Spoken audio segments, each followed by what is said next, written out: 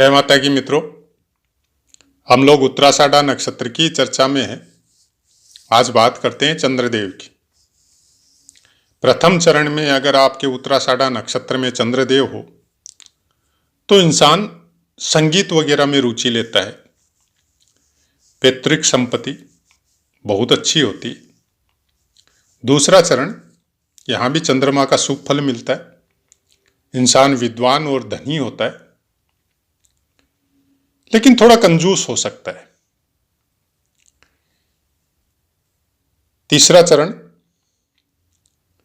शीतल प्रदेश या शीतल ऋतु मतलब सर्दी वाले देश या स्टेट, हम लोग जैसे इंडिया में बोला जाता है अरुणाचल साइड हो, इधर कश्मीर वगैरह हो, शिमला हो, उत्तराखंड साइड हो, तो उससे उन जगहों से या सर्द ऋतु जब आती है उससे इनको थोड़ी परेशानी हो सकती है। बाकी चीजें इनके लिए ठीक है। चतुर्थ चरण में भी सेम तीसरे चरण जैसा ही होता है, न कोई ज्यादा अच्छा और न कोई ज्यादा बुरा इसमें बताया गया है, नॉर्मल फल होता है।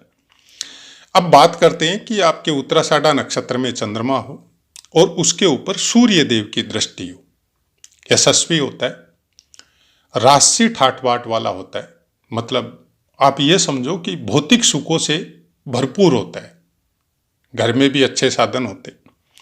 मंगल देव की दृष्टि डिफेंस से कनेक्टेड सेवाओं में ले जा सकती है।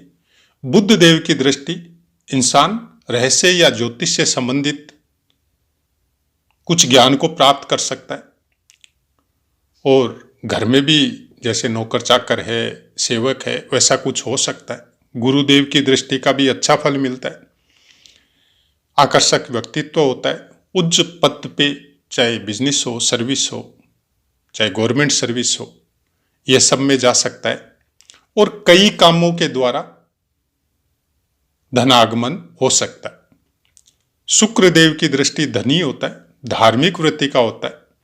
शनि देव की दृष्टि विद्वान और धार्मिक विषयों का ज्ञाता, और थोड़ी मनोस्थिति जो है वो क्रूर टाइप से भी हो सकती है। दोनों बातें हैं यहाँ पे, धार्मिक भी होता है और क्रूर भी हो सकता है। ये उस समय डिसाइड होगा जब आप संपूर्ण कुंडली का अध्ययन करोगे और सब ग्रहों की दृष्टि या युतियों का फल देखोगे, तब जाके ये चीजें समझ में आएगी। अब प्रायकर सब पाठों में बोलते हैं हम आपको कि जब भी आप किसी नक्षत्र का या किसी ग्रह का फलादेश कर रहे हो तो तुरंत ये मत समझो कि पुस्तक में जो लिखा है वो ही होगा। ये प्रायकर बहुत से पाठों में बोलते हैं ऐसी बातें। हम इसलिए एक नियम भी बनाया है कि पहले वो बताया जाए जो पुस्तक में लिखा है, और फिर विभिन्न पुस्तक, क्यों एक पुस्तक तो है नहीं ज्योतिष में, दुनिया भर की पुस्तक है और अलग अलग विद्वान हुए हैं। हम लोगों के ऋषि मुनियों में भी अलग अलग ऋषि मुनियों की अलग अलग व्याख्या है, और जिन्होंने जिन क्षेत्र में विशेषज्ञता हासिल की है उसमें सबसे बड़ा योगदान होता है देश काल परिस्थिति। किसी एक विद्वान ने किसी एक क्षेत्र में तपस्या की और वहां पे कोई ज्योतिष की पुस्तक लिखी, तो उस प्रदेश की जलवायु, उस प्रदेश की परिस्थिति, उसके अनुसार ग्रहों की दृष्टियां उस स्थान विशेष पे किस तरह की पड़ रही है, उन्होंने जो देखा उन्होंने वो लिखा। कोई दूसरा विद्वान वहां से हजारों किलोमीटर दूर कहीं पे रिसर्च कर रहा है और उसने उस प्रदेश पे ग्रह और नक्षत्रों की दृष्टियों की विवेचना की, वहां के इंसानों की परिस्थिति देखी, वहां के इंसानों का कर्म देखा, जलवायु देखा, और उसके हिसाब से उसने अपनी अलग से प्रिडिक्ट की। इसीलिए हर पुस्तक में किसी भी विद्वान ने लिखी हो, किसी भी ऋषि महात्मा ने लिखी हो, हर पुस्तक में यह लिखा हुआ रहता है कि देश काल परिस्थिति, और बहुत जरूरी है वर्तमान समय में कर्म कैसे कामों में संलग्न है, जिसकी आप प्रेडिक्शन कर रहे हैं वो कैसे कामों में संलग्न है। और वर्तमान समय कुछ ऐसा हो गया कि सोशल मीडिया का जमाना है, संचार यंत्र इतने ज्यादा परिपक्व और फास्ट हो गए कि आप कहीं से भी, अमेरिका से भी बैठ के अपनी डेट ऑफ बर्थ, प्लेस वगैरह दे दी, उसके बाद में डायरेक्ट बोलते हैं कि आप बताइए। बताने वाले भी बहुत है, लेकिन मिलेगा कितना उसका कोई वो नहीं है, कोई अश्योर्ड नहीं है कि कितना मिलेगा, किस तरह के फल जो बताए जा रहे हैं वैसा मिलेगा। और फिर भी चल रहा है, कुछ मिलते हैं कुछ नहीं मिलते हैं। इसमें भी एक बड़ी जबरदस्त विशेषज्ञता है, चाहे एक्सपीरियंस समझ लो आप, कि हम लोग 20 या 25 पॉइंट कुछ इस तरह के बना के रखते हैं जो प्रायः 90% आदमियों को मिलते हैं। जैसे आप मन के तो बहुत अच्छे हैं, लेकिन कभी कभी आप निष्ठुर हो जाते हैं, शायद 90% को मिल जाएगा। आप सोचते तो बहुत है, लेकिन आपका सोचा हुआ कोई काम जल्दी से होता नहीं है, शायद 90% को मिलेगा। आप सबके लिए अच्छा सोचते हैं, लेकिन आपके लिए कोई अच्छा सोचता नहीं है, शायद 90% को मिलेगा, क्योंकि आम आदमी यही थिंकिंग रखता है। तो थोड़ा अपने दिमाग को, अपने मन को कंट्रोल रखिए। और जैसा कि चैनल का उद्देश्य है, खुद ज्योतिष को समझिए और उसके अनुसार उसको, ज्योतिष को अपनी दिनचर्या में शामिल कीजिए। कुछ योग दुर्योग जो बहुत कुछ चैनल में बताए गए हैं आपको, और प्रायकर बोलते हैं कि केवल चैनल पे डिपेंड मत रहिए। अगर ज्योतिष सीखने की ललक आ ही गई है तो पुस्तक भी अपने पास रखिए।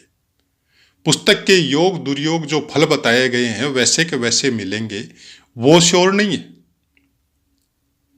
लेकिन उन्हीं योगों की अलग अलग परिभाषा,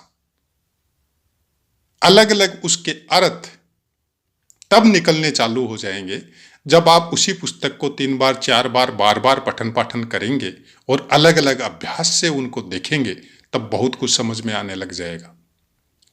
और धीरे धीरे वही अभ्यास आपकी दिनचर्या में कुछ इस तरह से उतरने लग जाएगा कि आपको समझ में आएगा कि ग्रह नक्षत्र या कोई भी योग आपको उतनी पीड़ा नहीं देते जितनी आपके वर्तमान कर्म और कुछ अपनी दिनचर्या जो पीड़ा दे रही है।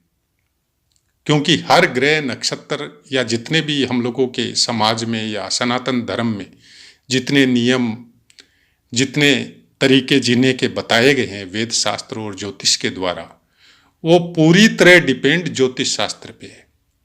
जब ऋषि मुनियों ने देखा कि इस तरह के ग्रह अगर इंसानों पे इस तरह के प्रभाव डालेंगे तो आम इंसान कभी भी सबके सब ज्योतिष नहीं सीख सकते, तो उनको बचाने का क्या तरीका है। तो उन्होंने कुछ नियम बना दिए मनुष्य जाति के लिए, इस तरह से जीना है, इस तरह से उठना है, इस तरह से भक्ति भावना करनी है, इस तरह से मंत्र जाप करना है, सर के बाल इस दिन नहीं कटाने हैं, नाखून इस दिन नहीं काटने हैं, घर में झाड़ू निकालने के तरीके ऐसे हैं, घर में खाना बनाने के तरीके ऐसे हैं। पूरी की पूरी दिनचर्या जो है, सुबह उठ के रात को सोने तक की, सब कुछ ज्योतिष के अंडर है, सब कुछ ज्योतिष के ऊपर ही डिपेंड है उनके नियम। आज हम लोग बोल सकते हैं ज़्यादा ज्ञानी हो गया, गूगल के द्वारा सीख सीख के गूगल बाबा बन गए, तो हम लोग ये बोल सकते हैं कि ये कोई साइंटिफिक नहीं है, लेकिन ये पूरी तरह साइंटिफिक है। मानते हैं तब, नहीं मानते हैं तो अलग बात है।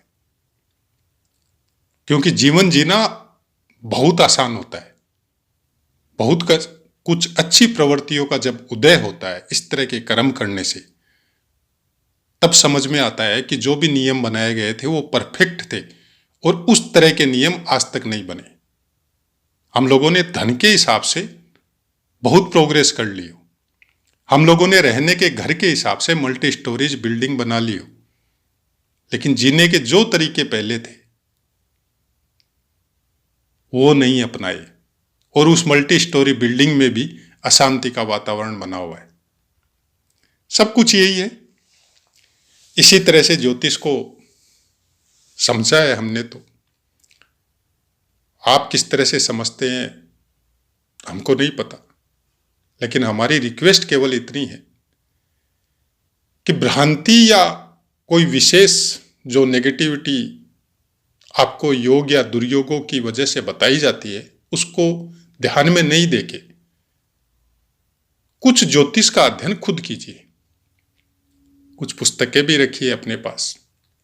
घर में जब अच्छी पुस्तकें होती है, ठीक है, एक आदमी का मन नहीं है नहीं पढ़ने का, लेकिन परिवार में तो और भी तो मेंबर है। क्या पता कोई बच्चा ऐसा हो जिसका मन लग जाए। ये ज्ञान तो कोई पुस्तकों के द्वारा मिले ये जरूरी नहीं है। हजारों खरबों साल से हम लोगों का जन्म हो रहा है। किसी जन्म में कभी ज्योतिष या वेद शास्त्र का अध्ययन किया हो और वो बच्चा घर में आ जाए तो वो ऑटोमेटिक उस पुस्तक को देख के उसके प्रति आकर्षित हो जाएगा। एक दो बार पढ़ते ही वो उसको बहुत कुछ याद आने लग जाएगा। ऐसा ही होता है किसी भी ज्ञान के साथ। जब हम लोग उसमें थोड़ा सा इंटरेस्ट लेते हैं तो बाकी का जो पहले से पढ़ा हुआ है वो ऑटोमेटिक ऐड होता है उसके साथ। तो आशा है मित्रों पाठ समझ में आया होगा। वाणी को विराम देते हैं, आपसे आज्ञा लेते हैं। जय माता की।